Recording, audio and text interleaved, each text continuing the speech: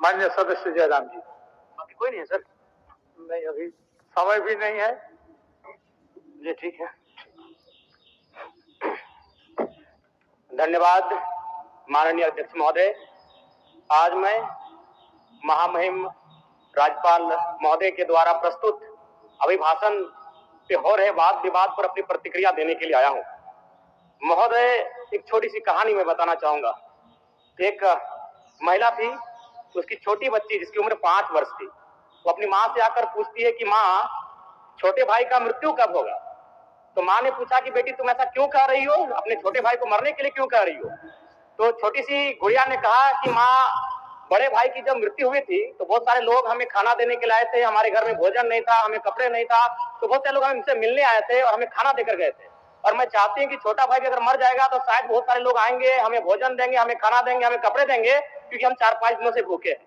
महोदय, आज यही भाव कोयलांचल के हर एक रैयतों के घर में है कि जब भी हमारी जमीनों का अधिग्रहण होगा, जब कोई कंपनी हमारी जमीन का अधिग्रहण माइंस के लिए करेगी और जब माफियाओं के द्वारा उन पर लाठीचार्ज होगा, उनके लठेज के माध्यम से उन पर हमला होगा, तो कोयलांचल के रैयत चाहते हैं कि साथ साथ में 2-4 IAS IPS को भी चोट लगे। क्यों लगे?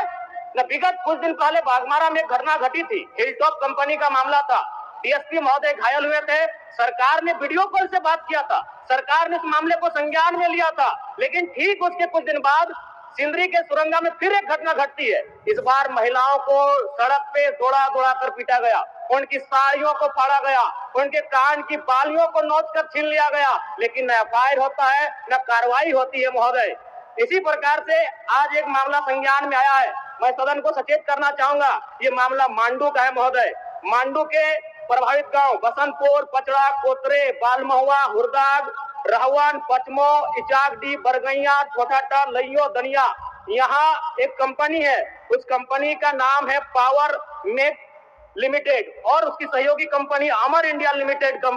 इनके माध्यम से खनन का कार्य होना है। अध्यक्ष महोदय, विगत 2-3 दिनों से लगभग 500 की संख्या में महिलाएं धरने पर बैठी हैं। ये मामला मैं सरकार को आपके माध्यम से संज्ञान में देना चाहता हूं।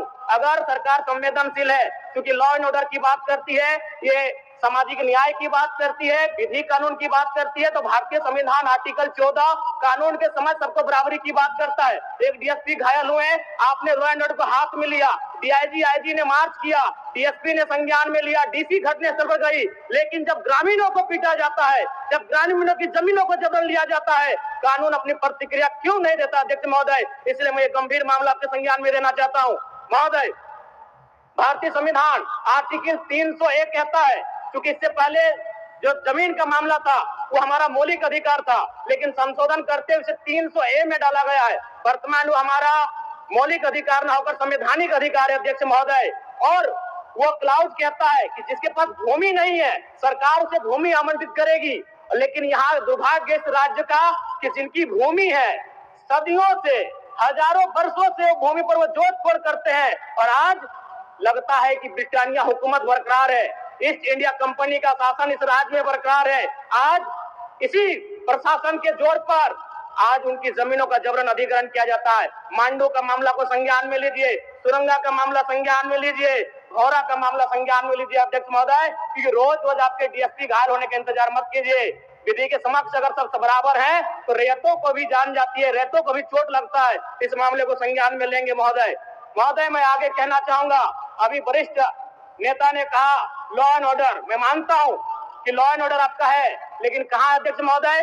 गांवों में, खेतों में, खलिहानों में, बालू और कोयला के खदानों में, माफियाओं की जेब में आपका लॉ एंड ऑर्डर है। महोदय, मैं पढ़ के बताना चाहूंगा, ओबी डंपिंग को लेकर भिड़ंत, फायरिंग, बमबाजी, रेती जमीन पर ओबी डंप किए जाने को लेकर पहले भी हो चुका है संघर्ष, चले थे गोली बम, मामला जीनागोड़ा का। देव प्रभा और सोर्सिंग के समर्थकों व ग्रामीणों में झड़प, पत्थरबाजी व फायरिंग, तीसरा थानेदार का हाथ टूटा। अचानक बमबाजी व फायरिंग से मची भगदड़, पुलिस की मौजूदगी में एक दूसरे पर पत्थर बरसाते लोग। मैंने कहा लॉ एंड ऑर्डर है। अध्यक्ष महोदय, कहां? गांवों में, खेतों में, खलिहानों में, कोयला के खदानों में, माफियाओं की जेब में। अध्यक्ष महोदय, मामले को गंभीरता पूर्वक संज्ञान में लीजिए। अध्यक्ष महोदय, फिलहाल मांडू मांडू के मैंने जिन गांवों का नाम जिक्र किया है, अभी भी 500 महिलाएं धरने पर बैठी। अध्यक्ष महोदय, अगर सरकार इस मामले को गंभीरता पूर्वक नहीं लेती अध्यक्ष महोदय, तो बागमारा और झरिया जैसी घटनाएं मांडू में घटित होने में देर नहीं लगी अध्यक्ष महोदय। इसलिए मैं चाहता हूं कि इस मामले को आप संज्ञान में ले। दूसरी बात अध्यक्ष महोदय, मैं आपके माध्यम से एक अत्यंत गंभीर मामला संज्ञान में देना चाहता हूं। धनबाद जिला तोपचाची प्रखंड अंतर्गत पिपराडी गांव, आजादी के 78 साल बाद भी उस गांव की सड़क मुख्य सड़क से जुड़ नहीं पाई है।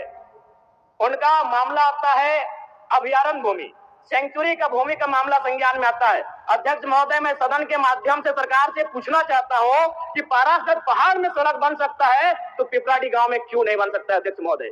पारासत पहाड़ में जिन लोगों की सड़क की जरूरत थी अध्यक्ष महोदय, क्योंकि वह धनी लोग थे, वो संपन्न लोग थे, इसलिए पारासत के पहाड़ में जो कि सेंचुरी अभयारण्य है, सड़क चली गई, लेकिन पिपराडी गांव सड़क नहीं जा पा रही अध्यक्ष महोदय। ये तोपचाची प्रखंड का मामला है, इसे संज्ञान में लेंगे।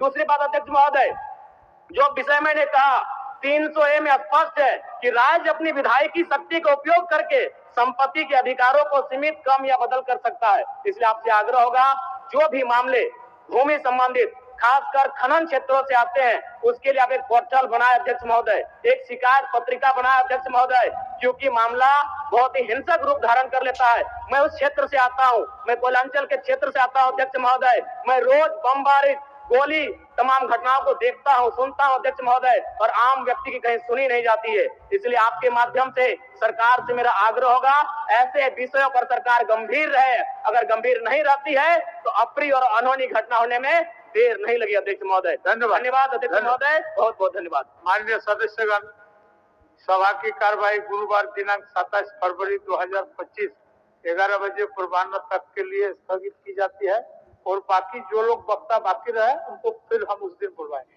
2 दिन चर्चा है। धन्यवाद।